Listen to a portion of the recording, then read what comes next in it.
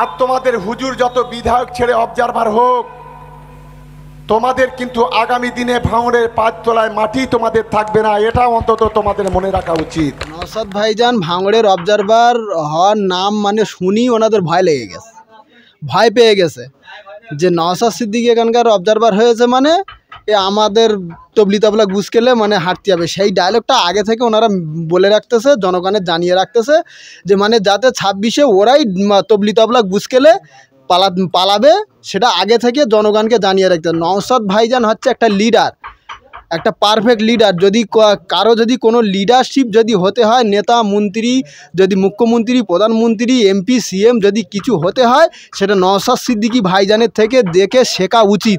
নওশাদ সিদ্দিকী ভাইজান যেই ঘোষণা করলো যে ভাঙড়ের অবজারভার নওশাদ সিদ্দিকী ভাইজান, তখন থেকেই টিএমসির ভাইদের বুকে সব ধড়ধড়ানি শুরু হয়ে গেল যে এবার মনে হয় কিছু একটা হবে। তার জন্য ওরা আগে থেকে সেই ভয়টা প্রকাশ করছে। এই শওকত মোল্লা বলছে 4 পাশে নকুলদানা তার আবার জিএসটি। ওনার ওই ডায়লগগুলোই আছে, ডায়লগ দিক, আগামী দিন দেখা হবে।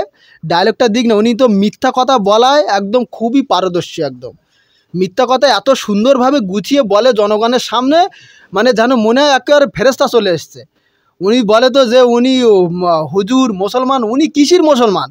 আমরা তো দেখেছি 2021 সালে ক্যানিং পূর্বে সেখানে চুরি করে জোর জবরদস্তি করে ভোট লুট করে জিতে সেখানকার মানুষের উপরে কী অত্যাচারটা না করেছিল। আবার উনি বলছে দিদি যদি বলে জাহান্নামে গিয়ে দাঁড়াতে, আমি জাহান্নামে গিয়ে দাঁড়াবো। উনি কিসির মুসলমান? আমি এর আগেও বলেছি আপনাদের ক্যামেরার মাধ্যমে, নওশাদ সিদ্দিকী ভাইজানের জুতো বওয়ার যোগ্যতা এদের নেই।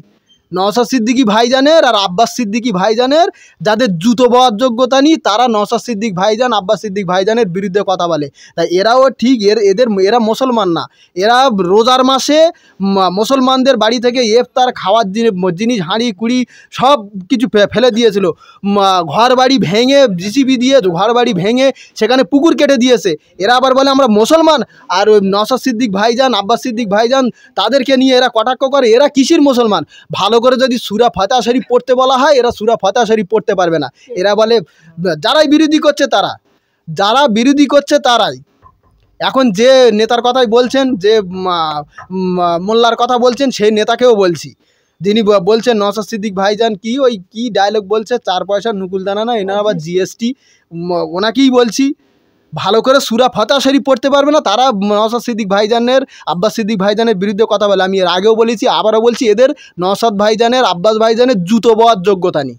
শওকত মোল্লা বলছেন যে মুসলমানের কলঙ্ক নওশাদ সিদ্দিকী এবং আব্বাস সিদ্দিকী, কি বলবেন?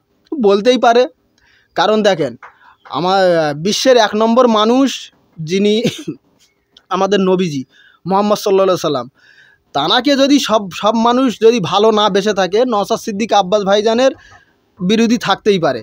কারণ আমার নবীজির যারা বিরোধী করেছিল তারাও মুসলমানই ছিল। যারা বিরোধী করেছিল তারা তানার আশেপাশের লোক, তানার ভাই মুসলমান, তানার চাচারা তানাকে প্রথমেই বিরোধী করেছিল। তো নওশাদ সিদ্দিক ভাইজানের, আব্বাস সিদ্দিক ভাইজানের এই মুসলমান মোনাফেক বেঈমান এজিদি মুসলমান এরা বিরোধী করবে, এটা কোনো বড় প্রশ্ন নয়। এরা বিরোধী শুধু ক্ষমতা লোভ।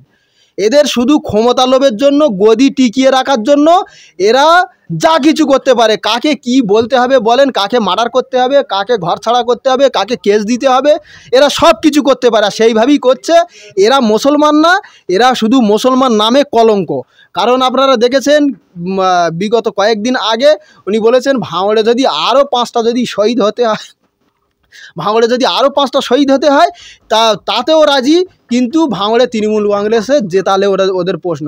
তো টিএমসির ভাইদের, বন্ধুদের বলবো, আগামী দিন এই নেতাদের হাত থেকে বাঁচার জন্য, এই নেতাদের হাত থেকে আপনারা বাঁচার জন্য সেইভাবে তৈরি থাকেন। আগামী দিন কাকে শহীদ এরা করে দেবে, তোমরা নিজেরা সেইভাবে রেডি থাকেন। 26-এ লড়াই মানে কি, লড়াইয়ের জন্য আমরা ফুল ফর্ম তৈরি। যেভাবে শাসক দল, যেভাবে বিজেপির দালাল আর বিজেপি টিএমসি যেভাবে মানে লড়াই যেভাবে করতে চায় 26-এ, আমরা সেইভাবে রেডি। যেভাবে গণতান্ত্রিকভাবে ভোট করিয়ে যেভাবেই লড়াই করতে চায়, আমরা সেইভাবে চোখে চোখ রেখে 2026-এর লড়াইয়ের জন্য প্রস্তুত ভাঙড়ে।